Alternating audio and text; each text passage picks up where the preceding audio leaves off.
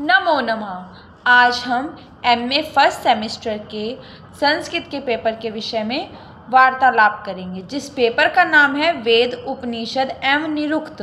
Paper code यह है, यह 3 घंटे का पेपर है। मैक्सिमम मार्क्स इसके 70 हैं। नोट: सभी खंडों से निर्देश अनुसार प्रश्न हल कीजिए। खंड अ, अति लघु उत्तरीय प्रश्न। नोट: सभी 5 प्रश्नों के उत्तर दीजिए। प्रत्येक प्रश्न 2 अंकों का है, मतलब आपको एक प्रश्न करने के 2 अंक मिलेंगे। अधिकतम 75 शब्दों में अति लघु उत्तरीय अपेक्षित हैं, यानी कि आपको एक वेरी शॉर्ट यानी कि एक अति लघु उत्तरीय प्रश्न 75 शब्दों में उसका उत्तर देना है, उससे ज़्यादा में नहीं देना। प्रथम, बाल गंगाधर तिलक के मत में वेदों का काल क्या है? दूसरा, ऋग्वेद के प्रथम दार्शनिक सूक्त का नाम लिखें।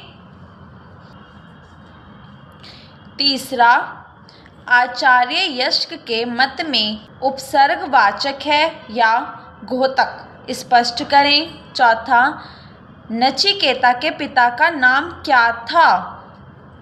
पांचवा, काल सूक्त का कोई एक मंत्र लिखिए।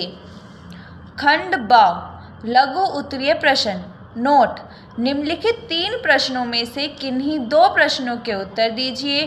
प्रत्येक प्रश्न 7.5 अंकों का है, मतलब कि 7.5 नंबर का एक प्रश्न है। लघु उत्तर अपेक्षित हैं। ये छठा क्वेश्चन है, इसको आप फर्स्ट मान लीजिए। निम्नलिखित में से किसी एक मंत्र की सह संदर्भ व्याख्या कीजिए। या तो इस मंत्र की या इस मंत्र की, दोनों में से किसी एक मंत्र की आपको व्याख्या करनी है, जो कि छठे प्रश्न के यानी कि पहले लघु उत्तरीय प्रश्न के अंतर्गत ये दोनों में से किसी एक की करनी है। सातवां या फिर दूसरा, निम्नलिखित में से किसी एक मंत्र की सह संदर्भ व्याख्या कीजिए।